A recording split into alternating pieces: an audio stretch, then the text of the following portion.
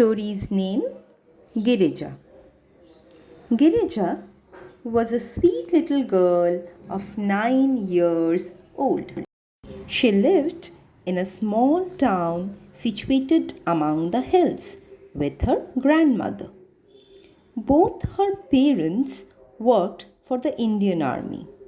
Her mother was a nurse and her father a soldier.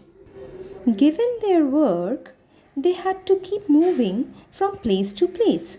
So Girija had grown up mostly with her grandmother. She visited her parents' place during her vacations. And sometimes even her parents did come down to visit them. The place she lived in was no less than a paradise, with lovely green trees and blossoming flowers and beautiful chirping birds. In the morning, when she went to school by the school bus, she loved enjoying the beautiful view of the hills and greens that fell on her way. It really made her heart jump in glee. As she was born on the auspicious occasion of Mahalaya, her grandmother named her Girija, which is just another name of Goddess Durga. Girija means the daughter of the hills, as Ma Durga was also the daughter of the king of hills, Himavan. Girija had grown up listening to various mythological tales from her grandmother. But mostly she heard of the great strength and feats of the Mother Goddess. Her grandmother told her how on the holy day of the Mahalaya, Goddess Durga did defeat and slain the evil Mahishasura. Her grandmother always said, Girija, you are also Durga. So, always walk on the path of goodness and never fear the bad or evil. Be courageous enough to defeat all the evil that crosses your path. Yes, Girija was lovely and honest girl, but she lacked courage. She was very scared of darkness. All the stories of the victory of good over bad could never do away with her fear of darkness and ghosts. Nevertheless, how much her grandmother tried to instill courage, Girija could never overcome her fears. As the little town was amongst the hills, thus darkness enveloped little sooner there. When darkness fell, Girija abstained from stepping out of the house on her own. Even for the slightest of necessities, she would request her grandmother to accompany her.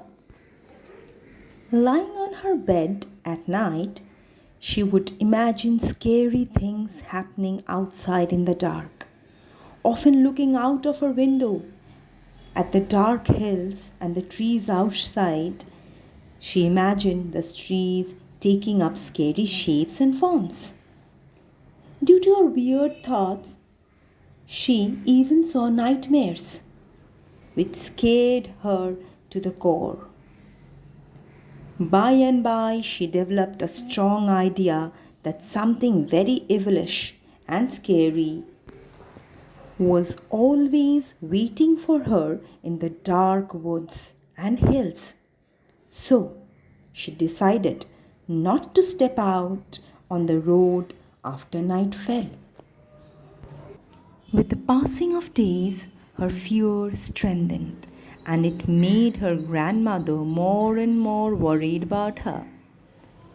All her grandmother's efforts to take her out from her fears went in vain. Girija now was even scared to sleep alone on her bed, and she insisted to keep all her windows closed as and when darkness fell. One day, after returning from school, Girija saw her granny lying on the bed. Usually, her granny never slept during day, so it made her go little bothered. She went and touched her grandmother's head and realized that she was suffering from fever. It was 3 p.m. Girija ran to fetch the doctor who resided just a few houses away. But to her dismay, the door was locked. Then she ran to the nearby chemist shop and, with the suggestion of the chemist, brought home some medicines. The chemist also advised her to take the suggestion from the doctor as soon as possible. So, on her way back, she went to the doctor's house again, but it was still locked.